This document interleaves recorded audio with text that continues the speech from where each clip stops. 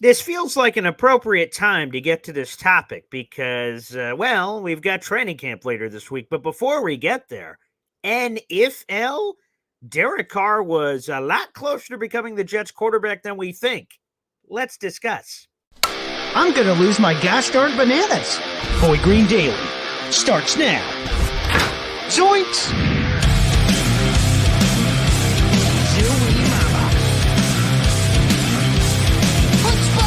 I made it clear that my intention was to play, and my intention was to play for the New York Jets.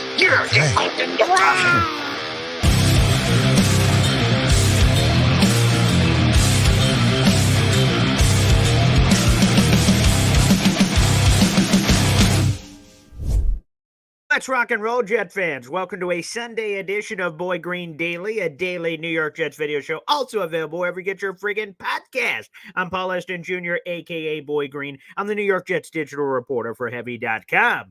And before I get into today's topic du jour, let's bring in a fan favorite, a man of the people, some would say, DKB Money, joining us here on the program. What's up, brother? Good morning, everyone. Football's right around the corner, man. My blood is flowing. It's flowing, that's right. Man. I can't wait.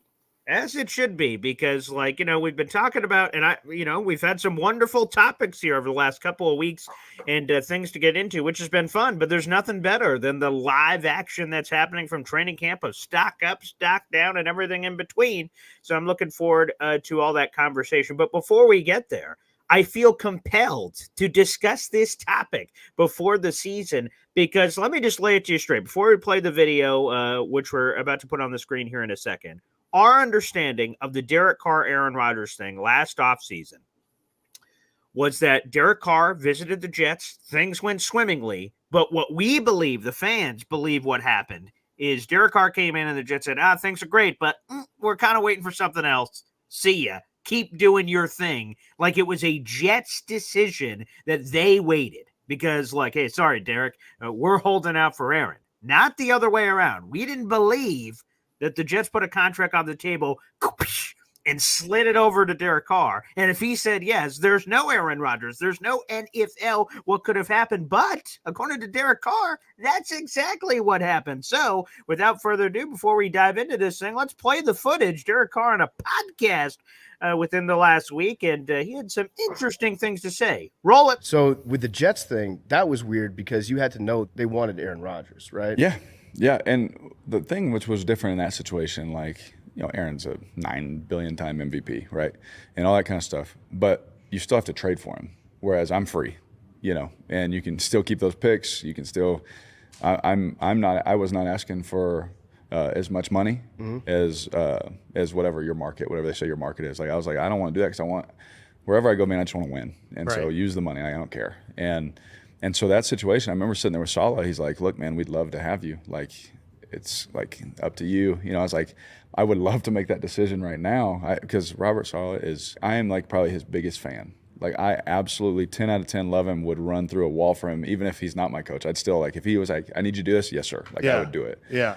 And so that whole situation, that was the hardest thing because my brother knew Coach Saleh and he was like, he knew I love New Orleans, but he's like, you're going to see Saleh. He was like, you're probably going to stay. Yeah. He was thinking I was going to sign because of Saleh. And I remember going there and I was like, I promised myself I had to go through the process because I didn't want to sign and then think, well, what did that team think? Right. Or what could they do? You right. know? And so that was hard. But yeah, I mean, it was a weird situation, but at the same time, trading for Aaron wasn't a guarantee, for them, at that time. Yeah. So you could have made the decision right then. It was in your court. They were like, we want you to be the quarterback. I could have, I could have, but there was it just wasn't the right time for me because there was still 4 or 5 teams that I had to hear from. Right. And so it ended up working out, for both of us.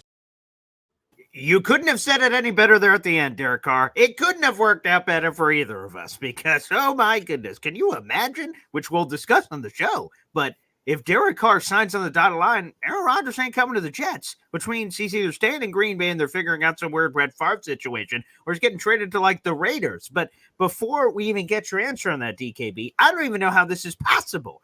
The phone lines haven't even been opened yet somehow there's been a hacking of the mainframe. We have another guest joining us on the show. I wish I had some sort of sound or some sort of an intro that could bring him in, but my father, Eston Zone, here on the program? What you were here yesterday. What happened? How are you here? What? Hey now. So I would just say how I magically appeared today is for the oddly second day in a row. The Jets attempted to take my advice, right? So I discussed yesterday to get that special assistant to the head coach, and the Jets tried. Not the guy I would have picked, as we discussed yesterday, Arthur Smith, but they tried. Good goal. I said, don't let Derek Carr out of the building. Do not let him out of the building when he comes to visit. And the Jets attempted to make that true. And just to be clear, before there's a video with me and quotes and the red hat and a padded cell, I'm going to tell you why it would have been a better signing for the Jets in about 10 different ways.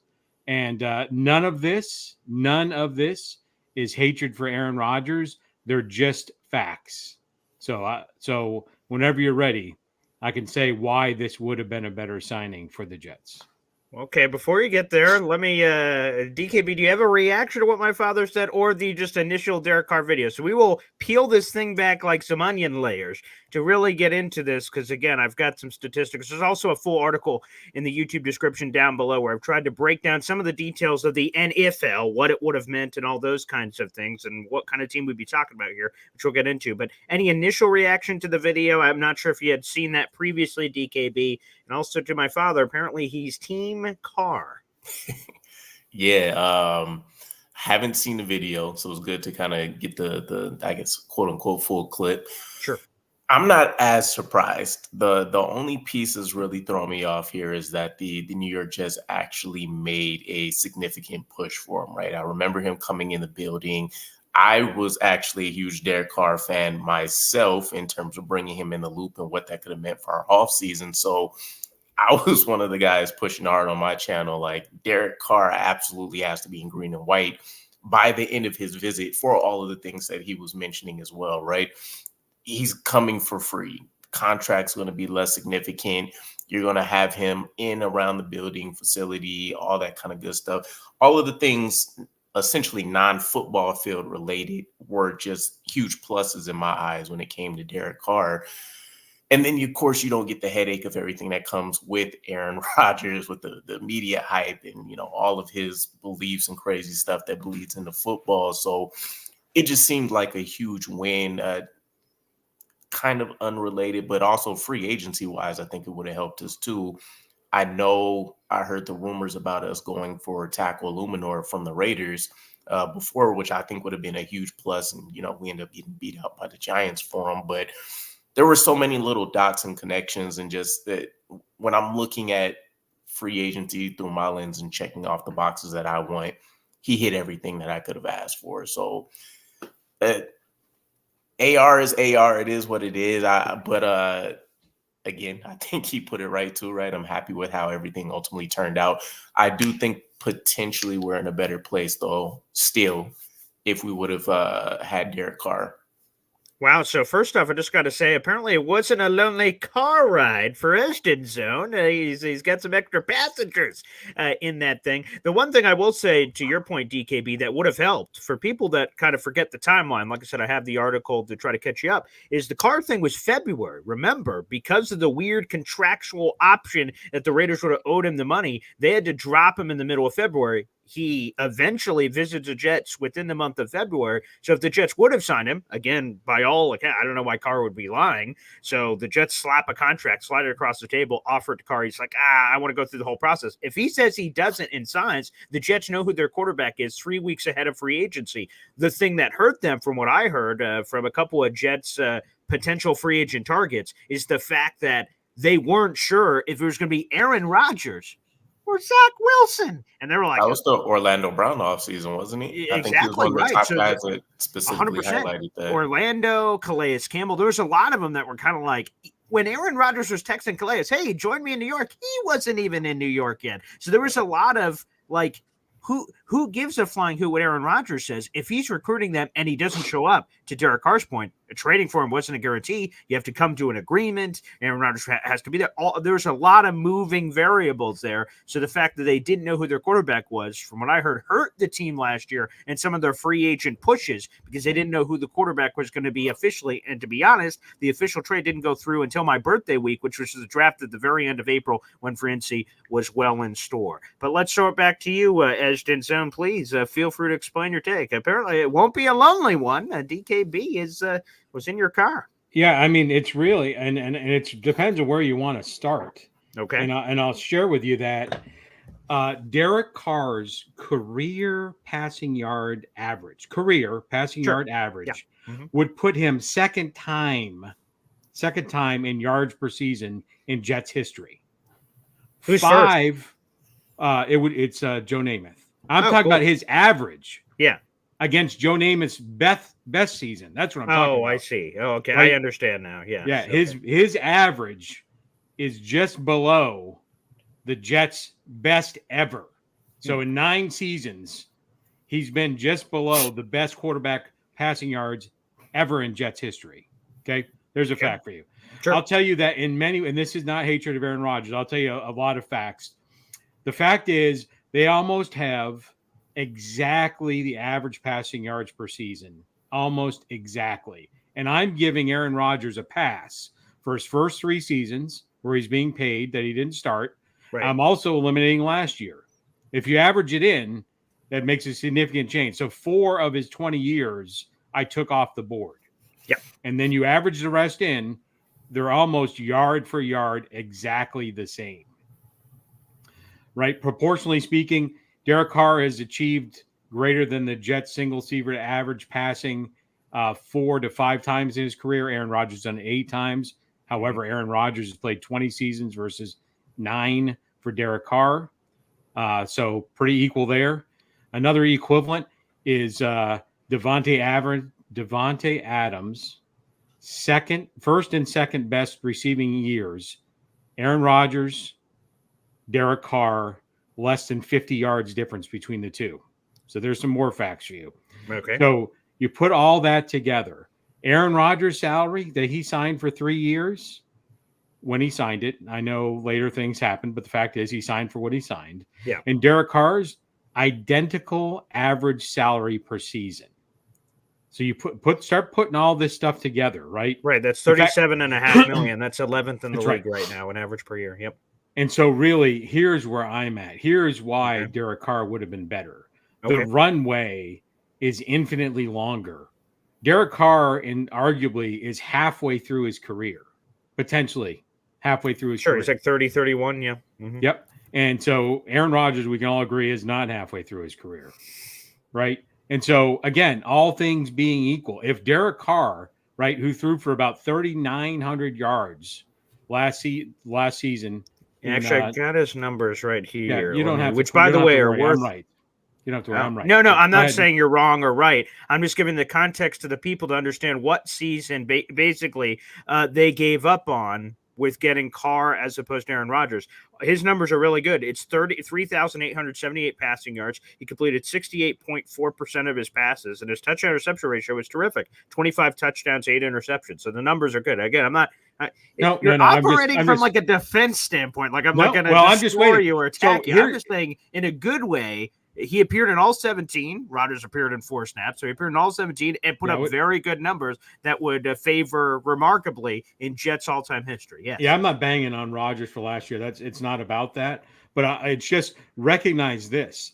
Okay. Those stats you just talked about for Derek Carr, he was playing with a sprained throwing shoulder when he threw for 3,900 yards and 68% completion percentage. Think about that. The other thing is, I'm not saying Aaron Rodgers is not tough. You have espoused, over the past 5 years, blah, blah, blah. You say it all the time. Well, the facts are, including last season. Aaron Rodgers, Derek Carr has played through a sprained throwing shoulder and almost got to 4,000 yards.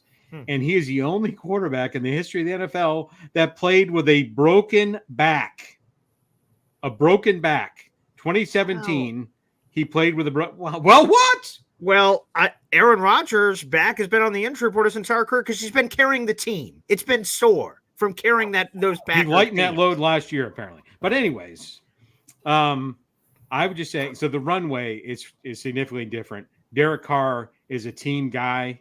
The Raiders are one of the most dysfunctional franchises. You don't have Derek Carr, and I haven't even looked at this stat. Okay. Without a doubt, he's the leading passer of all time for the whatever Raiders, the Vagabond Raiders, what I'll call them. They change cities all the time. And I think it's by more than 10,000 yards. I have not looked at that. Wow. Okay. And so they signed Devontae. While you're looking, we'll talk. So they signed Devontae Adams. He finally has like a premium weapon. And then they voluntarily, like, we don't want this guy to even come to the practice facility anymore. And they get rid of their all-time leading passer. Only the Raiders would do that. You get the numbers yet? Oof, Jesus. It's what did you say you think it was? More than 10,000 yards, I said. It's more than 16,000 yards. It's Derek Carr, 35,222. Ken Stabler, 19,000. Yeah. So, right.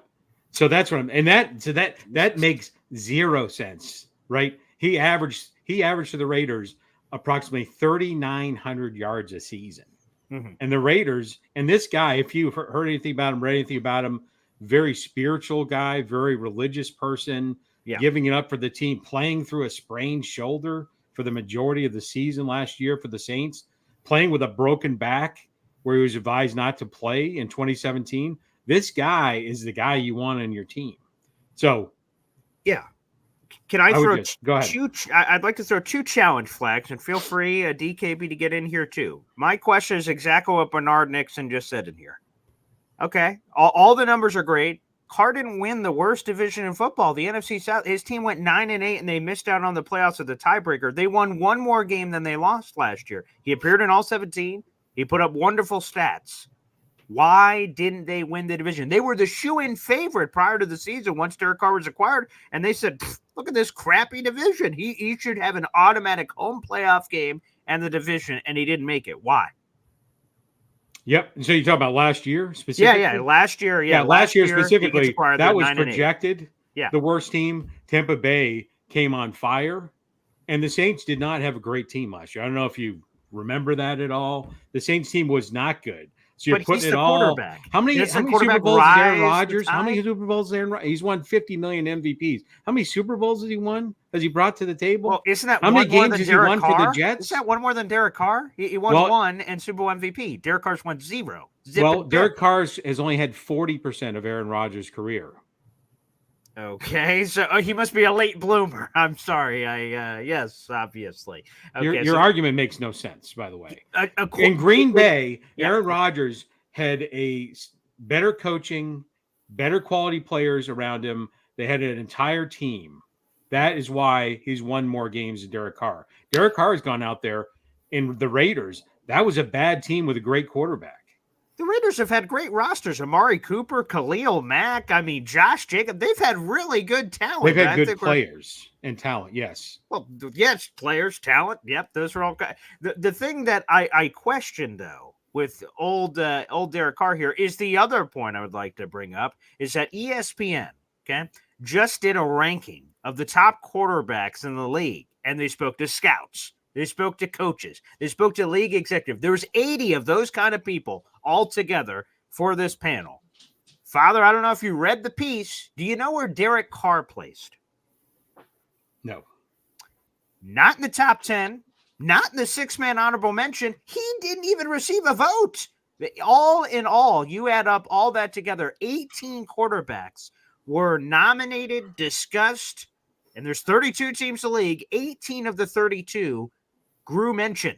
Derek Carr didn't get a mention. Why is that? And these are people inside the league. It's not just some fanboy like me. These are people inside the league, didn't have him among the top 18 quarterbacks in football. Aaron Rodgers, on the other hand, was number 8. And to the greater point of this entire conversation of how close apparently this was to Carr being a member of the Jets, thank God the Jets dodged that bullet because Aaron Rodgers has them in the Super Bowl conversation. Derek Carr has them in the maybe make the playoffs and lose in the first round conversation.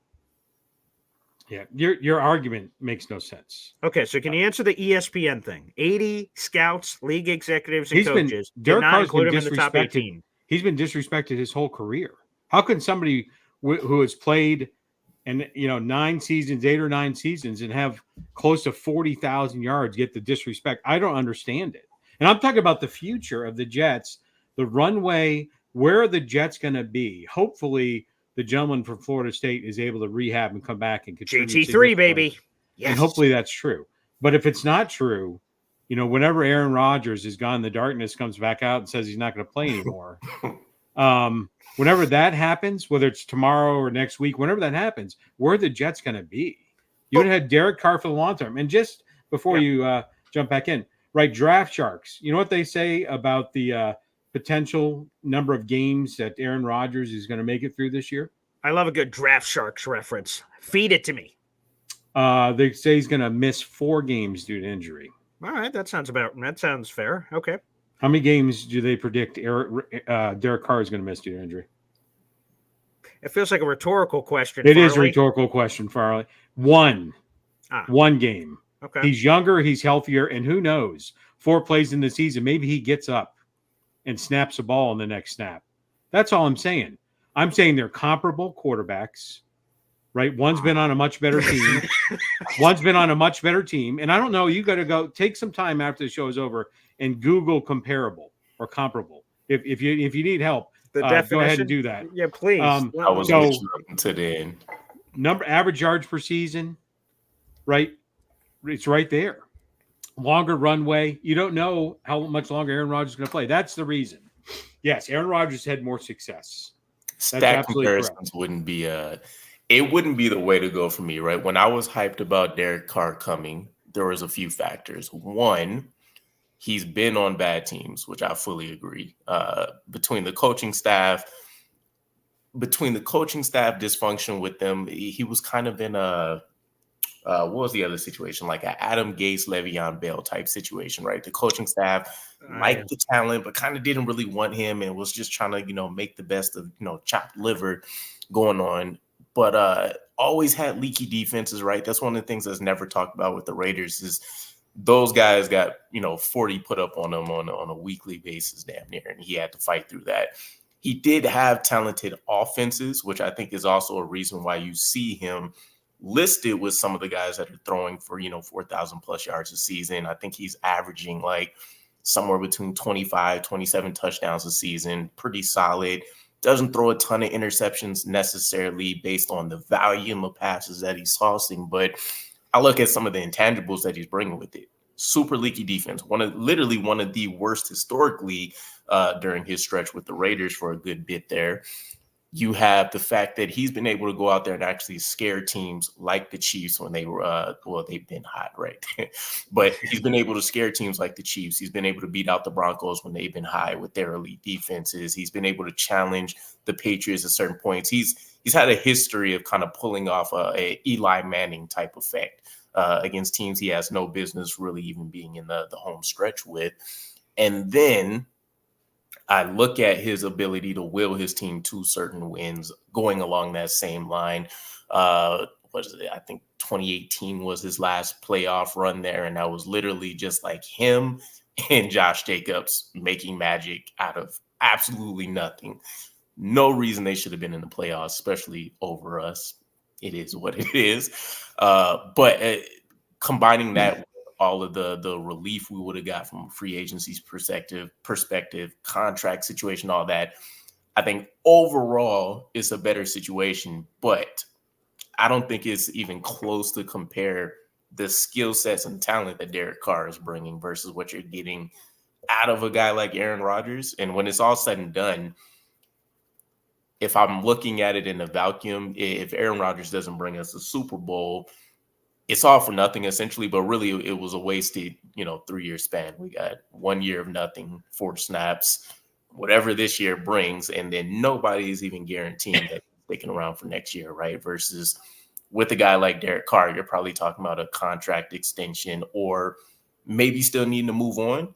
But when I look at also all those picks we had to give up for Rodgers at that point, I'd imagine we have a better backup plan in place at this point too. So Yeah, the one thing I'll add in here, and this is the other problem I think with our evaluation of this and why maybe things are going a little funky here, is my father continues to say, well, what's the plan for the next, the boss is in the office. Where do you see yourself in the next 5 years? I don't give a flying hoot over the next 5 years. It's right now. Again, someone asked the question. I don't know if I can find the comment quick, but someone said, the aliens have come to invade. You got a 2-minute drill. You pick a Derek Carr, Aaron Rodgers. I'm picking Aaron Rodgers. I care about the right now. I don't get George. It's fair questions. The Jets are the oldest quarterback room in the NFL. Rodgers turns 41 in December. Tyrod Taylor turns 35 in August, and then Jordan Travis is a complete bag of mystery. Also an older rookie at that. I have no idea who the starter is next year. But to be candid, I don't give a flying hoot who the starter is. It can be my grandma jumping in at quarterback. As far as I'm concerned, don't care. I'm trying to chase and put everything in. If we win the Super Bowl, the season's a success. If we don't win the Super Bowl, the season was a massive failure. Those are the expectations I have, and I don't care about the long-term quarterback plan for the Jets. I just care about the present right now here in 2024. Yeah, so it's very interesting. So I think we're missing how many games would the Jets have won last year with a quarterback that threw for 3,900 yards? How many games there were 7 and 10? So there's a few, 10 maybe 10, 11. So they would have had the draft picks. You know what else? 2 second-round picks ended up being the combination of picks. Yep. Addition by subtraction. You know what else they wouldn't have right now? What's that? You know what else? They would have some more money in their pocket because they wouldn't have Lazard. The Jets would never have signed him if Aaron Rodgers had not come to the team. All these little 3, 4, 5 players the Jets signed to appease the almighty one. They got better at that this year. No Randall Cobbs, no Billy Turners, But you had them last year. We did. They were on the roster. Yeah, and I have no problem with Alan Lazard is quite an albatross, but if he wants wide receiver 6 to be Randall Cobb, I know much was made of that in the national media. I don't give a crap. Okay, if he makes you a little more comfortable after walking off the field after an insert game where you had a rough outing or something, and then your buddy Randall Cobb's in there as a weird wide receiver 6 best friend, coach, mentor to vent to, great. I don't care. The Lazard one's a fair point that the Jets were a little too aggressive in trying to appease him. And think about this. The Lazard signing happened well before they were even able to trade for Rodgers. That happened in the middle of March, and Rodgers wasn't officially there till then. So obviously they were trying to do some weird mating ritual of some kind in front of the fire going, Lazard, here's some of this action. And then he was like, ooh, all right, I want some Jets action. Yeah, you may want to whatever that dance is, never do that again. Not sure. But either way, the Lazard thing is a fair counterpoint. But I would imagine if Derek Carr was here, the Jets would have attempted to do a similar thing. I don't know the free agency from last year of what people they would try to attract to help Derek Carr get here or people that he would be familiar with, because you would do that for any quarterback. But it's fair on Lazard. Lazard is terrible. Yeah. Yeah, overall, whether it's and I'll tell you that I know you don't want to look at the future because and I hope we're not back here. You know what's going to happen after the Jets' last game next year? Winning the Super Bowl in February. Yep. Sure. Whenever you think that is, I'm going to come on and I'm not going to say anything. I'm just going to go. Okay. And then I'm going to roll the tape from this show. Okay, just if you do that, look, I'll be like, do you want me to shift the Lombardi to a different angle so you can get a better look at it? Is that what you need? I have no problem doing that. I'm a man of the people. Okay, that's anyways. If you look to the future, they could have had Carr at a discounted price. The cost of quarterbacks nowadays is 40, 50, 60 million. But is it? So right now, not even factoring in the pay cut, it's $37.5 million. They're both the 11th highest paid quarterback in football. Right now, they're tied for it. And there's the factoid of, I don't know if over the cap calculates the reduction in salary. I don't think that came off the book. So they're the same price. If I could have them for the same price, Rodgers, please. Yeah. These things underneath the headphones are for internalizing and then verbalizing. So what I said was 2 years from now, you're not going to get a quarterback at the cost you could have gotten Derek Carr for. That was my point, right? My point led in by saying you don't care about the future, but somebody has to. Right? He'll be more expensive, though. Like, maybe Carr is the ultimate team guy and he never takes a market value, but the highest paid quarterback in football right now is a tie between Trevor Lawrence and Joe Burrow at $55 million a year. As the market increases, Derek Carr, sure, may have taken a sweetheart deal of 3 years, 150 with the Saints. He ain't taking that on the second one. It was 4 years, 140. And that's what I'm saying. So you would have had him in for 3 more years after last year at a reduced cap rate from the average. Call him an average quarterback. That's fine. Call Derek Carr an average quarterback. Not a lot of average quarterback has 40,000 career yards or averages 3,900 yards a season, but call him average. The average quarterback right now is 50 to 60 million. You would have had him for 37.5 million for 3 more years. That's all I'm saying. That's the only point. Hey, here's a stat. Phil just came in here and said this Carr is 7 years younger and has almost the same amount of interceptions as Rodgers. And he said that Rodgers played like 20 years, right? And Carr played 9. Oh, that math doesn't seem to math. That seems odd. Very good. It didn't matter what anybody says to you, even when you were a child. Okay. Right? When you have a hat on your head and you're like, boy, Green, you don't have a hat on. I absolutely do. You argue anything anyways. So you pick the stats you like to talk about, not the ones you don't want to talk about. So in the end, they have Aaron Rodgers. What I'm saying is Derek Carr would have been a good alternative with this defense. He would have brought the Jets to where they need to go. He's less prone to injury. He'll be around longer. Those are all facts. Okay. Right? The final nugget I'll say here is, so Derek Carr, okay, he ends up signing with the Saints. He gets introduced. I will never forget this quote. I should just play it because I'm pretty sure I reacted to it on Twitter. He was asked about, so what can Saints fans expect, Derek Carr? He says, well, I can't guarantee wins, but I can guarantee effort. And I went, what did you just say? And that was just one of the quotes where I went, oh, thank God they made the right choice when he said that. I'm paraphrasing, but I'll see if I can grab that clip before the end of the show. But he said something to the effect of, hey, Derek Carr, blah, blah, blah, the New Orleans Tribune. What can Saint fans expect? Thoughts? And he goes, well, can't guarantee wins, but effort is going to be there. And I was just like, ugh, good Lord have mercy. What a horrible, horrible answer. Politics is taken away from real football. Well, there you go. Hey, I have hijacked DKB's time, so I'm going to bow out and appreciate DKB. Have a great day. Thank you, Boy Green. All right, thank you. Love the thoughts in the battle here. Okay, that was good. I don't know if DKB was like, like a middleman of some point of what happened there, but good Lord have mercy. That was a hurricane that just came through. I'm not quite sure exactly what happened there, but DKB, so to make sure that we properly articulate your stance, your POV on this situation, and to reset it for people that may just be joining us now, we have 300 people in the room. We appreciate you. Make sure you guys like the video, hit subscribe. The point is that we believe, again, to reset this, that when Derek Carr visited the Jets chose not to sign him because they wanted to explore the Aaron Rodgers option, which to me, the Aaron Rodgers option had a much higher ceiling. But there was a lot of unknowns. You have to trade for him and everything else, and he's older. There's a lot of factoids. But that's what I believe, and I think a lot of Jets people believed at the time is what happened. According to Derek Carr on a podcast, I won't replay the clip. You guys can check it back out at the beginning of the show.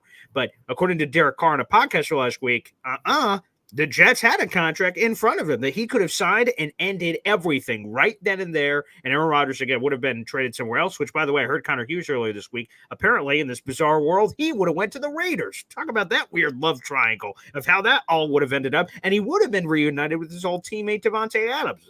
And Aaron Rodgers, Patrick Mahomes, the same.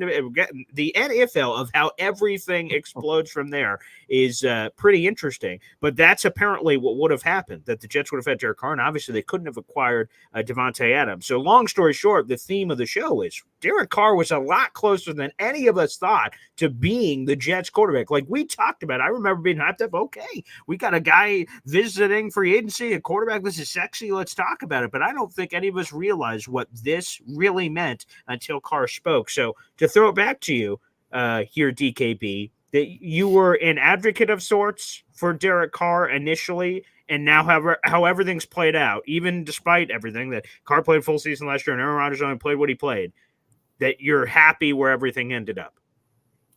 Yeah, I try to avoid the injury noise and all that, right? If it comes down to it and I'm just looking at pure talents and skill, I'm not a huge stat guy like that, right? I think you can look at two players have the exact same numbers and the stories be completely different, right? Sure. So that kind of stuff I kick to the curb. But Rodgers is obviously who I would want out of anybody that, potentially could have popped up during that free agency, not named Mahomes. So that part is moot to me. What I was comfortable with is Derek Carr's situation, what he was coming off of with the Raiders, him averaging I think maybe 7 to 8 wins was like his cap with the Raiders. Historically bad defense, some above average to elite talent on offense, but that only gets you so far if every game's a shootout. And we've seen that in certain situations. But ultimately, what came down to me was we get our quarterback situation satisfied in, early to mid-March with Derek Carr. Any efficient front office should be able to go in and build in around that. And we're still talking about having a Garrett Wilson in place. We have a Breece Hall. We know Derek Carr loves his tight ends. We've seen what he's done with the likes of Darren Waller and such. You have a Tyler Conklin that's now set up to be probably an elite option this year, right? Based on whatever he would have done in year one. And then you're rebuilding an offensive line. I don't know if that would have secured an Orlando Brown Jr. or whatnot. We probably don't have Tyron Smith this year with a Derek Carr, but you still have other options, right? If I'm thinking of kind of the roster build in my mind, the only two pieces that come to my mind would be a Hunter Renfrow, an Illuminor at one of the tackle spots. And then you're still talking about drafting a tackle in year one with the first round pick that you would have naturally had anyway. So I don't know. I couldn't tell you where we'd be at with Derek Carr. I do think we're playoff contenders either way, which I'm comfortable with. But obviously, Aaron Rodgers tilts the scales when it comes to Super Bowl conversations and, a lot of those QB to QB battles and then what that looks like if it does come to a shootout. Again, we have DKB on the show here. You might have missed it through the first 30 minutes because he was playing the in-the-middle guy, but he's here. He's our primary meat on this program, that's for certain. So I want to read you something. This is also in the article because this NFL has been a topic of conversation this week of what would have happened. So let's just forget about the Rodgers thing, so he wouldn't have been here. But Derek Carr, the team last year, he ends up playing in all 17. What are the Jets? Well, Joe Caparoso of Badlands answered this question in the Discord, and I want you to react to it. You tell me whether you think it's on point, it's way off base, what have you. Again, this is also in the article at the bottom. So what would the Jets, again, have looked like in 2023? I'm not talking about the upcoming 2024 season. I'm saying what just happened, but insert Derek Carr. This is what Joe Caparosa said on the Badlands Discord. Quote, a Carr season feels like an ugly, unhappy 8-9 with everyone now talking about how the Jets need to get out of his contract. Saleh and general manager Joe Douglas potentially getting canned after the season, so then they would have already been fired is what he's saying. And I'll say Rodgers ends up in Vegas. That ended up being true, apparently, according to Connor Hughes. So that is his take on what would have happened this past season. Agree, disagree?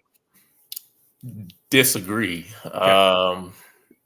If we go back to the we go back to the conversation piece about him being in a bad division, right, with the Saints currently. Yep. Yeah, terrible. Yeah. It was good for 9 wins. And I don't know the full depth of the Saints situation, but sure. I know they had a ridiculous string of injuries themselves. Numerous talents, no Ryan Ramchick, no offensive line really to speak of, much like ours. No Michael Thomas that's out there to, blow off, 120 receptions for Derek Carr. And I think Alvin Kamara may have been out for decent stretches last year. Let me double check. Might not be accurate, but I do know Alvin Kamara wasn't carrying his team in the way that Breece Hall was for us. He appeared in 13 of the 17 games. Yeah, it seemed like he did deal with some injury issues. That's certainly clear here. Yep. Yeah, so he had some good numbers though, like 75 catches. Good Lord, have mercy! I haven't seen that since Breece Hall. Wink. Yeah. They're gonna feed him. They're gonna feed him a ton, right? So injuries, no offensive line, really not the same level of weaponry that they've been accustomed to before. And then the coaching is Dennis Allen over there, right? So not a guy that a ton of people are dying to have on their coaching staff. No disrespect to him, but sure. Facts are facts.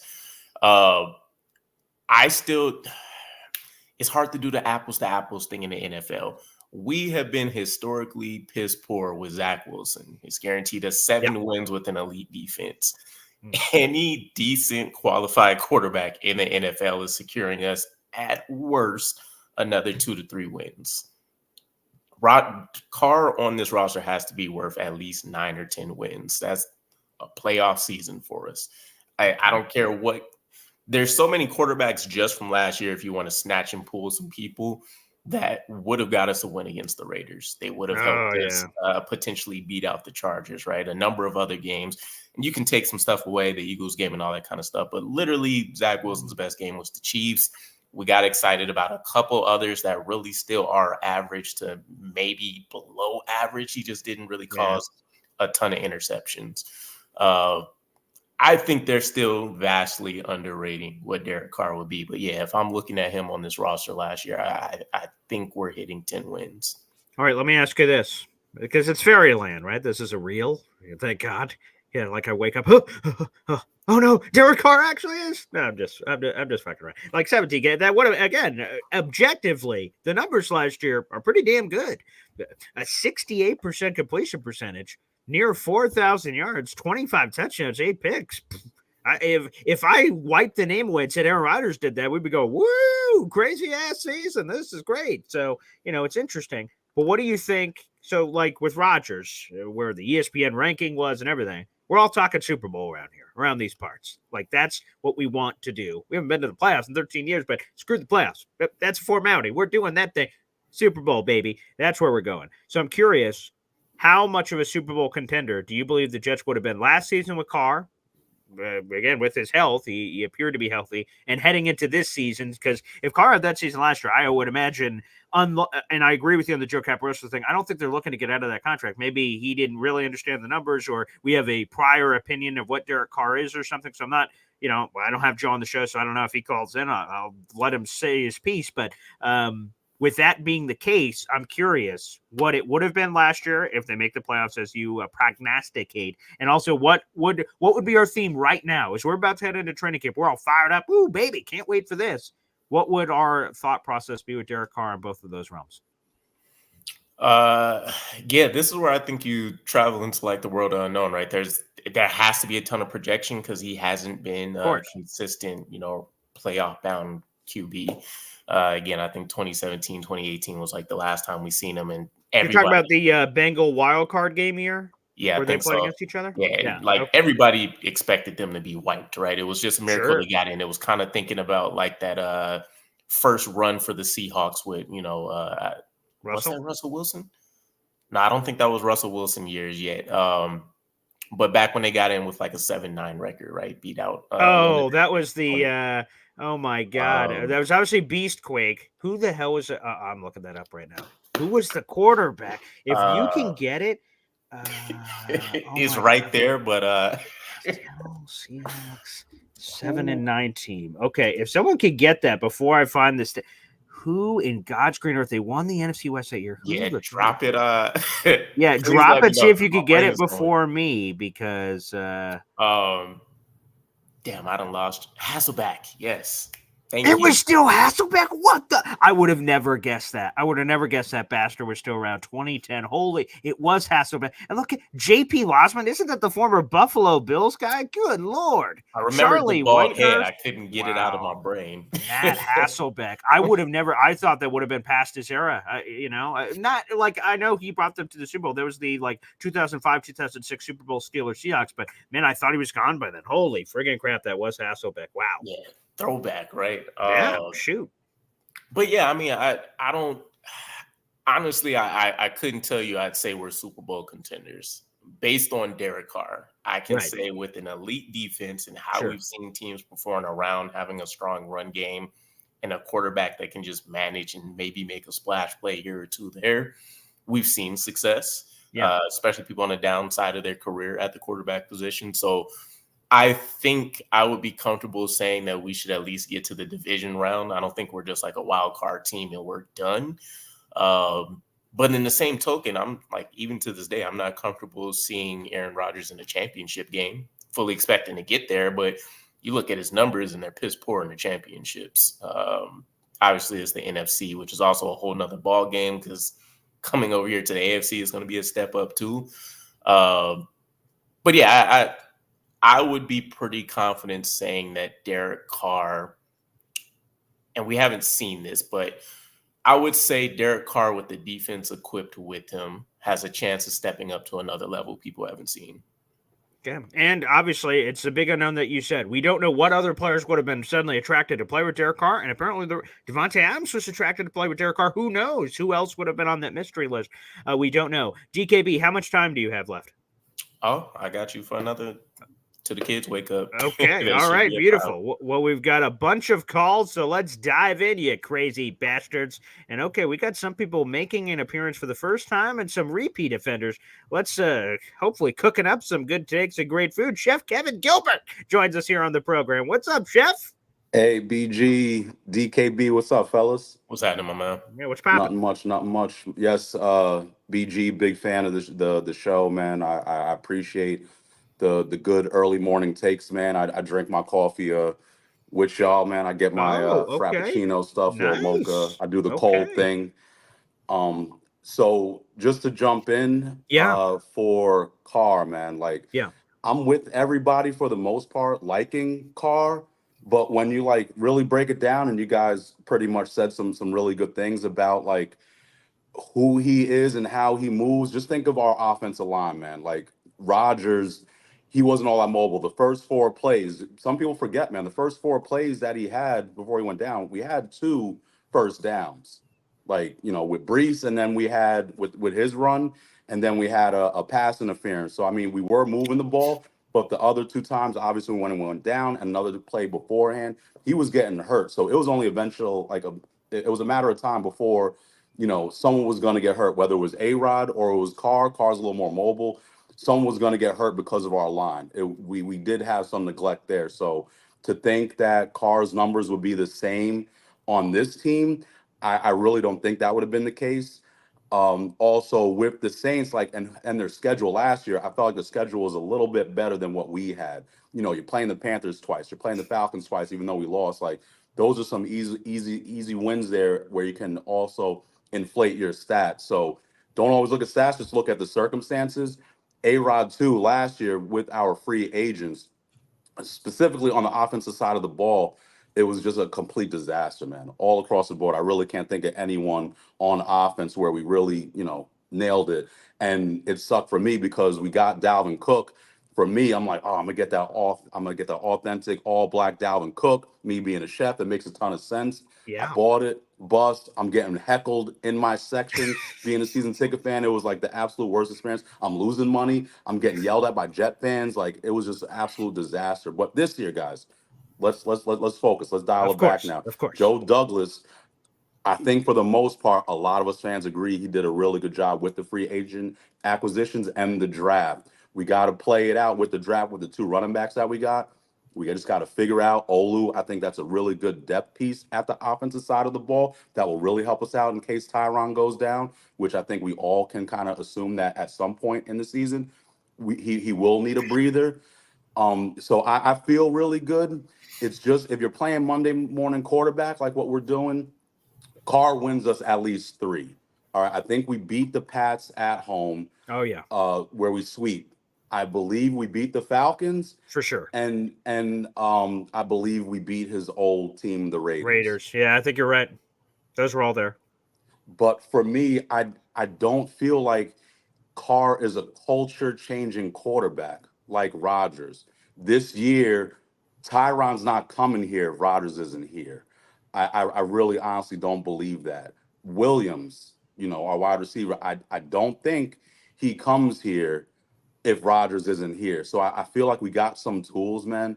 And if we just give it some time, some patience, the line looks really good. We got a Brees who's really ready to make his mark in the NFL as a top 3 running back. I feel we all feel good about what he's capable of doing.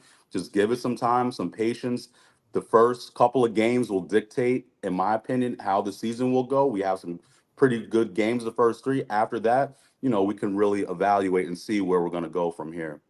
Well, Chef, before we get you out of here, I just have to say, Chef, that the show Bear, have you seen it? And as a professional chef, I want to, sometimes I'm trying to think of like a really good example, but I'm not thinking of one where like a doctor sees like Grey's Anatomy and they're like, that's all garbage. I hate that show because they know how the sausage is made, so to speak. Wink. So, Chef, Bear, Chef, are you in the stamp of approval? You hate it? What?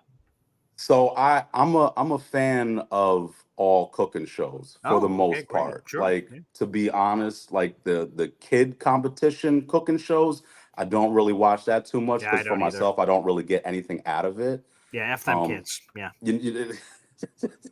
Like my son and I, we share a YouTube channel on here. It's mainly his. I'm just, supervise it and all that. But for him, he doesn't really like looking at that stuff. He's more of like the Bobby Flay, the Gordon Ramsay. He's more into that stuff, which for me is cool because my father-in-law, he's a French chef in New York City. So that bloodline for my son, like he's really into food, which is great. Now for that show, The Bear, I've heard great things about it. BG, don't be mad at me. I haven't seen it yet. I'm waiting for that time, but I'm hearing amazing reviews for it. So I'm really getting looking forward to the opportunity to really sit down and watch it and really binge because I've been busy. I literally just got back to the country. I was in Colombia for a little bit right after July 4th. So I'm like, just kind of getting acclimated again. But yeah, really, really good question, man. And by the way, people don't know this. This is my first time ever bringing this out into the universe. That my first job, when you career day, right? You're a kid, you're like, hey, what do you want to be? I said a chef.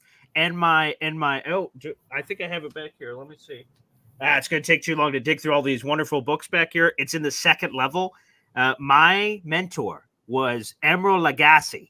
You better stop it, BG. You better stop it, man. And there's an autograph book back there of him going, Bam, Paul, because my parents go to New Orleans all the time, and that's how it came. And I got the first apron said, Bam! Right on the front. I was like, I'm going to be the greatest chef of all time. And I still like kind of vicariously live through other people. I still watch Master Chef. The next level chef thing is kind of weird, but I watch that too. So I'm in. But then my fiance is going to watch a show and be like, damn it, I wish you were chef. But So it didn't go far enough. But that was my first job I wanted to do. It's true. Could I respond to that? Please do. Yes. Yeah. So, to be honest, that's so funny how you mentioned that. Emeril Lagasse, for me, that's my Babe Ruth. Wow. He's like God to me in this food restaurant industry.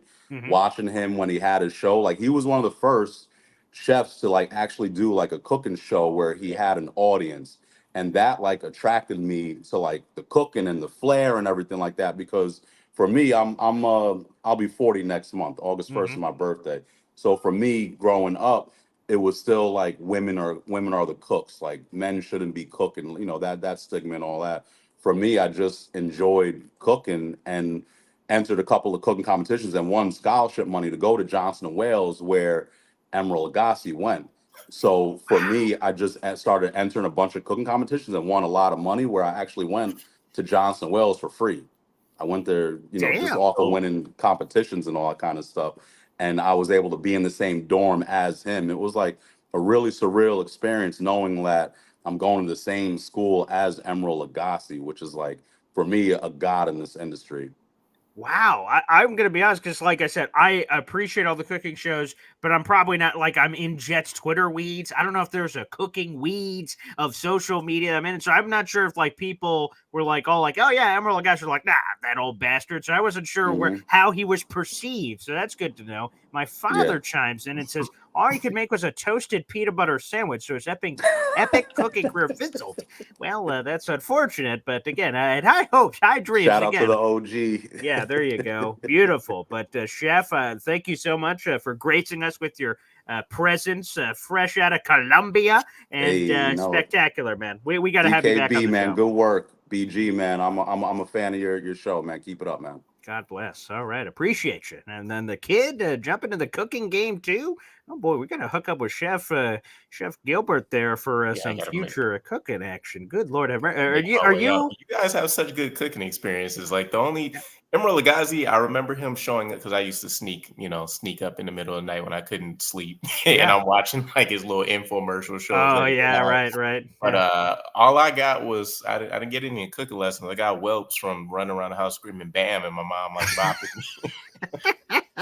Are you at all cooking inclined, DKB? Are you the chef of your family? I can cook. I can follow recipe to the T. I can even craft some stuff on my own. I hate being in the kitchen. I just want to. Yeah, that's kind of where I'm at. So like again, my fiance is going to be rolling over, going, "What the fly? You wanted to be a what?" Because like she does like all of the cooking every once in a while. Like the one time I made her a dish for like some anniversary, it was upstairs. This is a multi-level. It's like a house, but they're separated. And at first, when my first apartment out of my parents' house was the upstairs apartment. And then we moved down here eventually a couple years ago. It's a lot bigger. And when I was up there, I said, I'm going to make her something. So I said, Google something fancy. Because and that's literally what I Googled. And the first thing that popped up was this thing called bolognese. And I went, okay, we're going to town, baby. I'm going to the local shop and I'm just going to get a bunch of crap that apparently is for bolognese. And I just start. I just load up the bag. I go home and the kitchen is destroyed. I'm just going, boom, boom, boom. And I'm throwing everything in, going around all over the town. And then, so she gets home and in the upstairs apartment, you open the door. You have to get into the kitchen, you have to turn left. She turns right and goes and sits down. So I present her the dish. She tastes the dish. Says, "Oh, this dish is fantastic." I'm like, "I made it myself." She went, "You did what?" And then she went over to the kitchen, saw it was destroyed. Went, "What the hell?" I'm like, "I'm sorry, but the dish, pretty good." And I did not do any of the cleaning up. Apparently, it caused a whole situation. But so again, cooking career did not go anywhere. But bolognese, baby. Bolognese. Yeah. I like to consider it a treat when I do get to cook. Yeah. So to this day, actually, it's been too long. I probably need to plot this out again. But the last time I cooked, it wasn't anything crazy. I made like a honey garlic chicken with like some rice and something else. But she was so caught up in this sauce that the chicken, it was whatever, right? And, mush peas, I guess. Yeah. But the sauce was so great. She still talks about it to this day. I need the recipe. What did you do? I'm like, I couldn't even go back to the Google page I got it from to tell you. It's committed to memory now, but yeah, I'm gonna have to bring something back. I love that. Okay, all right, we're covering a lot of ground here on the show. All right, let's go back to the phone lines and go to boy Hep here on the show. What's up, Hep? Hey guys, I'll stay on the cooking thing for now. Okay. My wife started doing cooking, and she got into looking at YouTube. You go to YouTube. And it's really cool because it's all laid out for you. You could pause it. Everything's there. Right. They give you all the ingredients, and you could go back and pause, and get it really together. They make some really good stuff. Beef bouillon, and it comes out good, And the key, Paul, is that you clean up as you go along. I see. And, as that's cooking, okay, let me put this away. Let me do that. Yeah. I overlooked that step. I'm just going to be blunt, and my fiance has not let me back in the kitchen since. So hopefully I can say, hey, I learned something from this guy named Hep on my show. I think you should give me another whack. Put me back in, coach. Put me in. We'll see what happens. I love your work, DKB. You do good work. And I would talk back to Derek Carr, back to what Chef was saying. I don't think we wouldn't attract a lot of these players that we brought here, especially on our offensive line. We wouldn't have attracted those guys. Or Williams, for that matter. The other thing is, with 2 minutes left in the game's on the line. Who do you want, Derek Carr, or you want Aaron Rodgers? Come on, DKB. Come on, yeah. Come on. I'm in Rodgers territory. Yeah, damn straight. And we're in it. We're in it for this short haul here. We're in it for this push. So let's go. Let's do it. And I'm excited about the quarterback we drafted this year. I think with a couple of years removed, he'll be fine. He'll be good. And I don't know. We'll see what it goes with that. If not, we'll look for the next free agent quarterback that's on the run, if we have to. If we don't grow our own. Yeah, I love it. All right, guys. I love you. Appreciate you, brother. Thanks, pal. Yeah, JT3. Let's try to see if we could get that again. If I just say it enough times, maybe like JT3. And I'm just going to keep crazy about what he mentioned. Yeah. And all of this is relative. Sure. But for the people that care about the stats out there, Derek Carr actually has more comeback and game-winning drives than Aaron Rodgers. That's an impressive stat. What I say, so like, I didn't know that it was overall more. I heard someone bring it up like recently for some other thing. I don't think it was like a career thing. Someone brought it up for something else. And I went, oh, so Aaron Rodgers just always in the lead. So he doesn't need to come back. There's no coming back necessary. My same exact thoughts when I saw the number, because it's not a crazy amount, right? I think it's 28 comeback wins, 34 game-winning drives, and Aaron Rodgers has like 18 and 21 or something. Mm-hmm. But sure, yeah, to me, I just looked at it and was like, okay, so he's not behind in the fourth quarter often. And I don't know if that's a proper response to that, but that's the first thought that comes to my head, which is funny. I'm glad you mentioned it because I was going to throw it out there myself. That's great. All right, let's head back to the phone lines here. Wow, we've never had this individual on, so let's give this world Baba Jet. Baba Jet, you're on the show. What's going on, Boy Green? What's going on, BK? How you doing, my man? Chilling. Is that like a Star Wars reference, Boba Jet? Absolutely, Boba Jet. Oh, okay. Boba Jet. Okay, that makes sense. All right. Welcome to the show. Thank you. First time calling. Glad you noticed. Yeah. I watched the first 10 minutes of the show. I went for a morning run this morning, then ran through to the end to see it live. But I heard you guys talking about the Carr situation, how supposedly the Jets offered him a contract. Mm-hmm. And granted, I could believe it, but he mentioned how he wasn't looking for what his market price was for, because he wants to go to a place to win and everything. But what if the Jets offered him a contract that wasn't even what he was asking for below market price? What if it was lower than that? And they were like, this is what we're willing to pay for you. So that way we could attract more free agents and pay them more, because we won't be able to attract them with your name and your track record. That's a good point. Because as far as I know, I'll plead the fifth here that I did not watch Carr's entire appearance on that show. I watched this clip, which is like 2 minutes long or something. So he could have at some other point, but I imagine it would have come up by now if he did say that. If he got more into the details of the why. Was it to what he said? Is he telling the truth that it was everything there except I wanted to go through the process, and that's the only reason he didn't? Or to your point, is it like, did they come under? It's like the heck is this? Like I'm not doing this. Yeah, that's a good point. These are details I don't know, but that's a fair question, because to be honest, I wonder if they'd be that straight with him. I wish they would. Like, hey, Derek, come on, pal. Derek who? What's your name again? And most times, this is funny but true. This is funny but true. On my radio show, anytime someone calls in, they're like, yeah, you see David Cav in the weekend? I'm like, no, what was he on NFL Network? They're like, no, the quarterback for the Saints. I'm like, oh, Derek Carr? Derek? Like, and the fact David did nothing. He sucked. He was terrible. How do you mess up those names? So the fact that even most of the fans that call into my radio show can't even get his name right, that's like not a good sign. To your point, Boba Jet here of like the free agency stuff. So hopefully the Jets gave it to him straight and said, hey man, we're gonna need some extra tools to try to bring in the other pieces. That could be interesting. DKB thoughts? Yeah, I mean, it wouldn't be the first time we've heard this, right? Especially under the Robert Saleh tenure. There's a number of guys that have come out and mentioned either we didn't pursue them until like the last minute, we're trying to work out a contract, or what we presented was so egregious that it didn't even matter, right? They didn't want to continue negotiations at all. So I don't think because Robert Saleh was throwing out some like heart-tugging comments when it came to like Derek Carr when they had him in for that second meeting. I don't think they would have extremely lowballed him, but Joe Douglas does draw that line in the sand. So I can see him looking at him like, we think you could be a playoff winning quarterback. Your career says $12 million a year, right? So, if that's the reason we lost him, I mean, I'm not going to cry over spoiled milk when I ended up with AR, but. Appreciate it. No, I thought about that point. I was like, you know what? Let me see if this was discussed, because honestly, like that's the only other scenario I could possibly see if that story is actually true. Then when it comes down to money, I just think the money just didn't add up for them, and they probably went looking for the money that he wanted, even if it was below his market price. But he still wants to get paid a certain amount, I'm sure.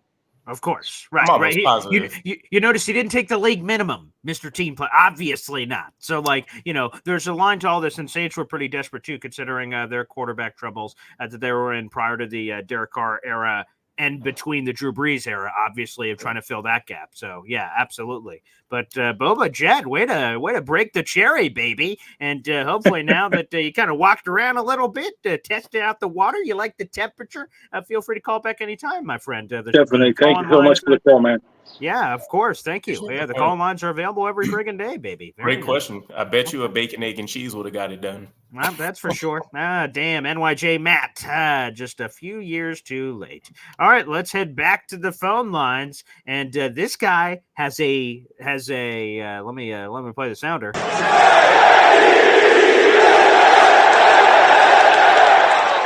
He has a Jet hat on the way, thanks to our wonderful listeners of buying him a hat, and I sent it over to him. So he has a Jets hat on the way. I'm not sure if it has arrived yet, but let's get to him. B-Mac here on the program. What's up, B-Mac? Good morning. Good morning, guys. DKB. I think this is the first time that we actually get to talk to each other. I'm a Packer. I mean, Paul, you know this, but I'm a Packer fan, but the Jets are my second team. So I've been following your videos and you make some great content. So yeah, keep it I've up. seen you on a couple shows with Gunny before.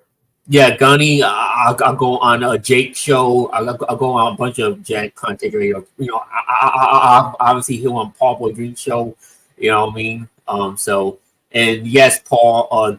Thank you for the for the Jets attire, and I will be getting those soon. So okay, great. Yeah, let me see. I just got an email. Let me see. I don't know if I told. Let me see. Go to Gmail. I already have it up. Your shop order is on the way. Let me see. I've got a tracking item right here. Let's see. Your items and tracking are available. How do you click this? How do you even track things nowadays? How do you do this? Okay, let me see. Online help order number. Okay, let me try this. All right, let me see if I can tell you the exact. Okay, here we go. All right. It is it's just estimated arrival July 23rd. So keep an eye out, B-Mac. It is supposed to be, that's Tuesday. Hey, that's report day for the Jets. So apparently in good stead is when that should arrive. So there you go. Expected arrival Tuesday, July 23rd, as the veterans are reporting. Rookies reported a couple days ago. There you go, pal. All right, yeah. So that's 2 days away. So, once I get it, I'll be on it on your show. For some with the Jet hat, so God bless. Look up for that. But shout out to Brandon and Tio, by the way, are two Jet fans that made that possible. So beautiful. Yeah. B-Mac, what's on your mind? Shout out to them. Look, this whole Derek Carr and Rodgers thing. Look, it's like right now, like as we talking about it, it's a whole bunch of what ifs. You know what I mean? I just think is in my opinion, and everybody has their own opinion. Obviously, DKB, I expect your opinion. I think you made some valid points. Your Paul, your dad, he said that he was being objective, but the way he was talking, he was an objective, man. Like that was all Rodgers hate deep in his heart. You know what I mean? That was just Rodgers bias, man. Like I can read people pretty well, man. Like you cannot fool me. And as much as we say that, this ain't Rodgers hate or nothing like that, it was. But BK, DBK, I think you have made some valid points. I think your opinion was more objective, and I can see where you was coming from. Still disagree with you, but I still, I would say, okay, all right, that's fair. This some of the stuff that you were saying, all right. But before you get to your question, you said you're a good reader of people. So read DKB right now and assess DKB. Good guy, terrible guy, great hair, great background. Like just kind of assess the situation for me. DKB. I see a guy that's a chill guy, quiet guy. Yeah, I see a guy that's loyal. It seems like, you know what I mean? Seems like he's a glasses enthusiast, which I can respect. Yeah, sure. Yeah. The glasses, cool glasses. Love the dreadlocks. He's a guy that's always objective, not biased. It seems like with his opinions, whether or he loves a player or hate a player. It seems like he's a guy that tells it how it is and gives you a perspective both ways. Unlike your dad, you know what I mean? But so that's why I see him. But to quickly jump into this Carr and Rodgers thing, no. Sure. Yeah. I'm not gonna sit here and trash Derek Carr. All right. I'm not gonna act like Derek Carr is some scrub or he's a bum or he's way better than Zach Wilson, Tim Boyle, or Trevor Siemian. Way better than what you had. He's an average, a little bit above average. He's a good to okay to mid quarterback. You know what I mean? He's a guy that one of those quarterbacks that you need everything around him to be perfect, kind of like a Dak Prescott or like a Brock Purdy, something like that. He's not one of them guys that can carry a team on his back and like a Mahomes or obviously or Josh Aaron Rodgers or something. Yeah, prime Aaron Rodgers. Now Aaron Rodgers today. He's older, so he needs. I don't think he can do that no more. But yeah, prime Rodgers like 2016 or 2011 or 2012. But look, man, I think y'all made the right decision by getting Rodgers. At the end of the day, I know everybody wants to have revisionist history now. It seems like everybody's having revisionist history because if Rodgers stayed healthy all last year and barred out and had 35 touchdowns, 7 interceptions, and y'all went to the playoffs, you know what I mean, and went to the AC Championship game, I don't think your dad would have came on right now today and had that take. I think he had that take because Rodgers got hurt on the 4th play of the year, which wasn't his fault. It was a freak injury. The man has been an Iron Man for the majority part of his 20-year career in the league. And then he wants to talk about Derek Carr battling through his injuries and playing through them. Or Aaron Rodgers last year in Green Bay, which was a quote-unquote down year, played through a broken thumb, broken ribs, and a knee injury, and he still played all 17 games and still had numbers, still put up numbers, which if he put up those numbers for y'all last year with the Jets, y'all would have been won the division, been a 12-win team. Isn't that interesting that you mentioned that, B-Mac? You go like, Derek Carr, right? You're reacting to my father's comments who joined the show earlier and said like, Derek Carr, what a warrior, what a team guy, powered through injury. You love to see it. Gosh, I wish that was my son and not this Paul Jr. fella. I wish I would have named him Derek Carr Jr., apparently. But Aaron Rodgers plays through a broken thumb in 2022. He's like, disgusting stats, career low numbers we haven't seen in 15 years. I hate Aaron Rodgers. But you're right, Derek Carr, warrior, tough. Look at this. Interesting. I'm keep it consistent. Here. Parcino, be consistent. Keep it consistent, please. All right. And then the other thing is, no. I can stay on here for days and rant because I need to rant and really to take people to school, man. You know what I mean? So because I'm so sick of this Rodgers slander, man, and I've been seeing it all off season, man. I mean, the dude's been being mocked for getting hurt. The dude's being attacked because he has political or different opinions out the field that don't agree with it. And look, call me Rodgers homo, call me Rodgers buttlicker. I don't care. We got people kissing Brett Favre's ass, and Brett Favre did way things worse off the field. All right, stealing money for charity, showing dick, showing his dick to reporters, female reporters. Taking painkillers and drinking and driving. I can go. Trust me, man. Brett Favre has a dirty list of laundry that I can go down through that he did way worse than Rodgers has. So. I want to this is going to be quick. I don't want to hold y'all up, but I just have to just get that off my chest, man.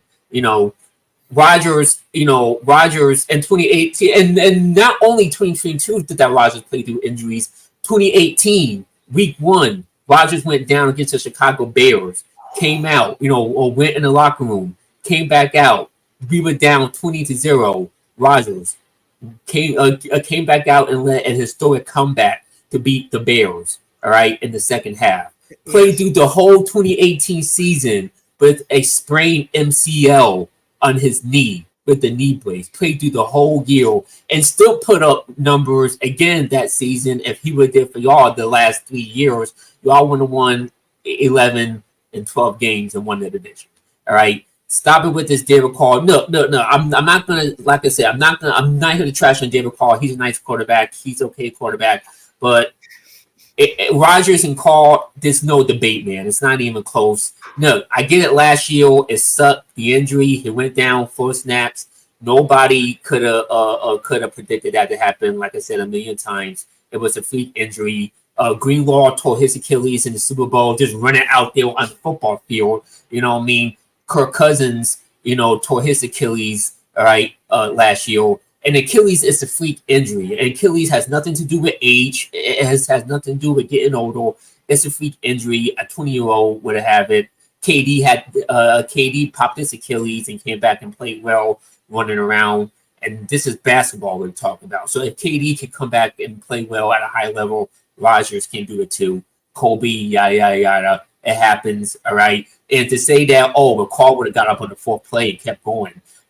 Name me one person that tore his Achilles that would have got up and kept playing. Nobody plays with a torn Achilles. When you tore your Achilles, you're done. You're out. All right. Now, if Rodgers would have hurt his elbow or sprained his ankle in that situation, then he would have kept got up and kept playing and kept going through it, which we see him do a million times in his career. But he tore his Achilles.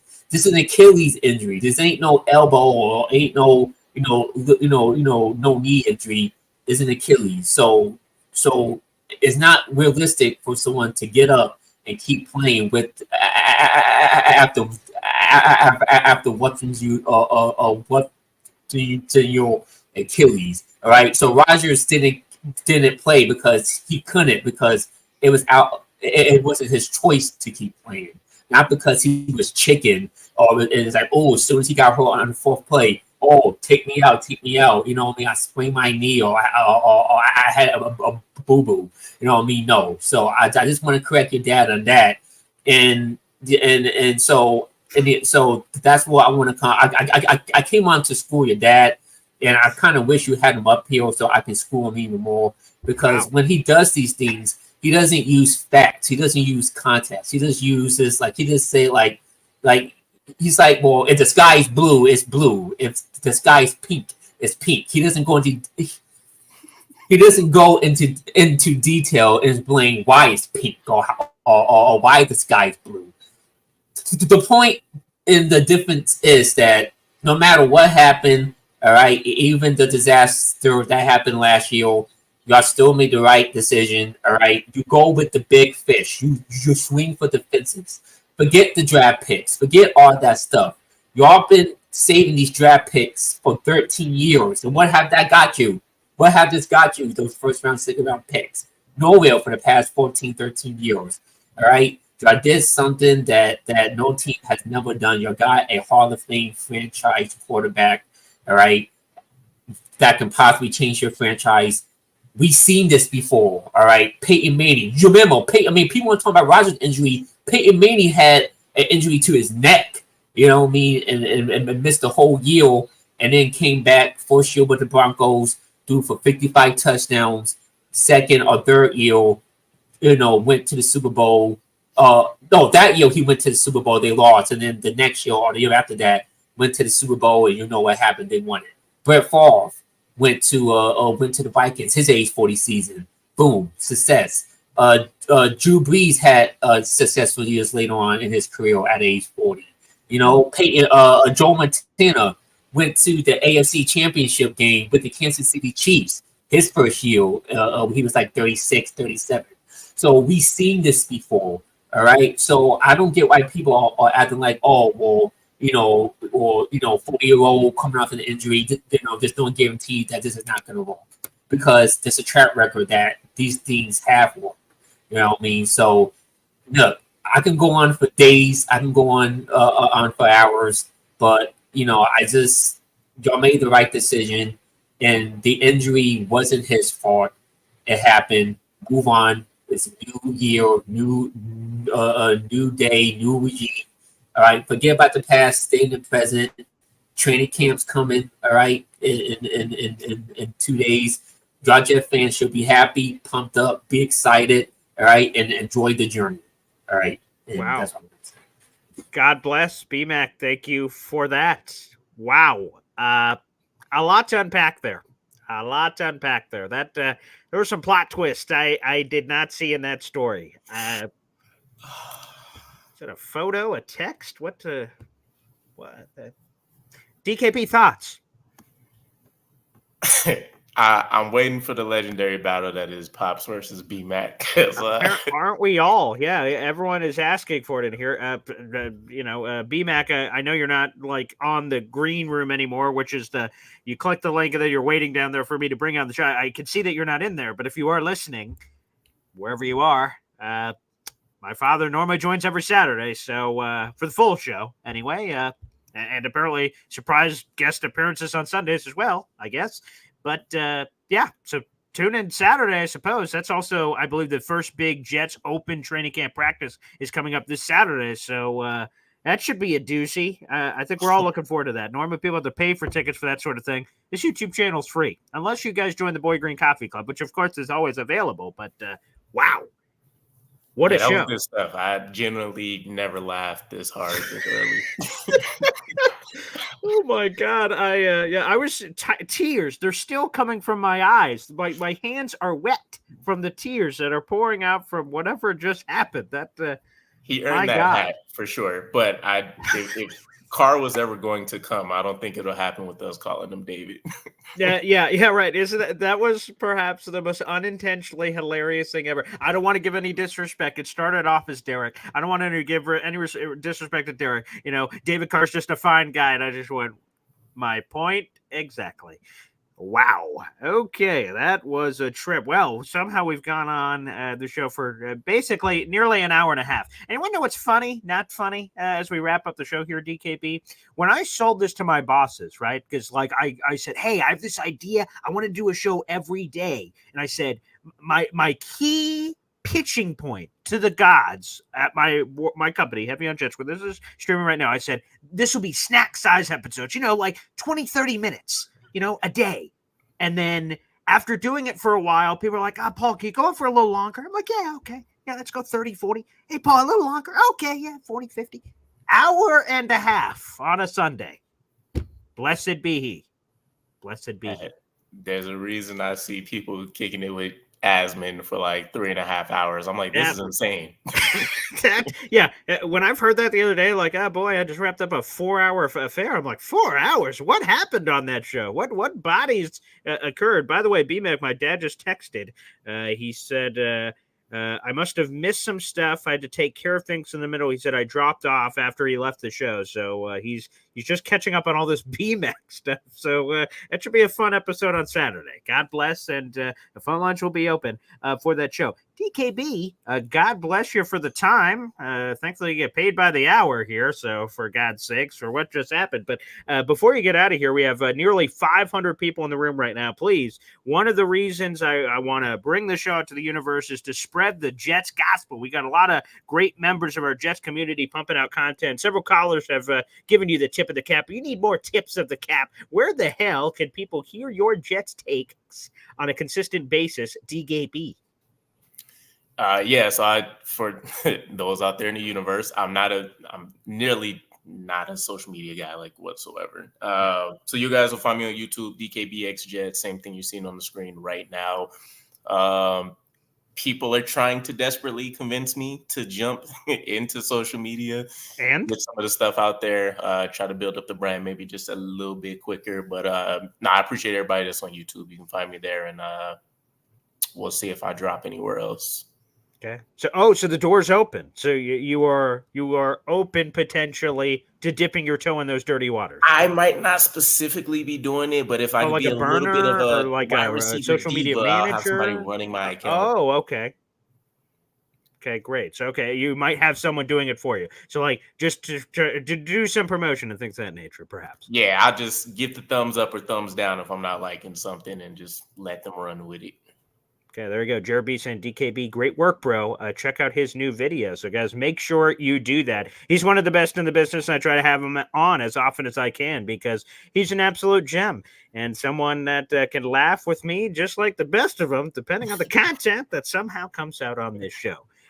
Well, everybody, thanks for tuning in. I really want to hear you guys' comments because tomorrow the show's already booked. I already know what I'm talking about. A 53-man roster prediction for the New York Jets. The article's already out on Heavy. You can see the YouTube video. It's already scheduled, so you guys can actually click in and see my article. I will be explaining those takes, and DKB can explain and read it and see why I'm an idiot. So feel free. Again, that article for the 53-man roster prediction is already in the video that is scheduled to release, so you guys can find that in the bio and check it out. Thanks, everybody, for tuning in. We'll be back tomorrow morning for Boy Green Daily. God bless B-Mac, and thanks for calling into the show. Wow.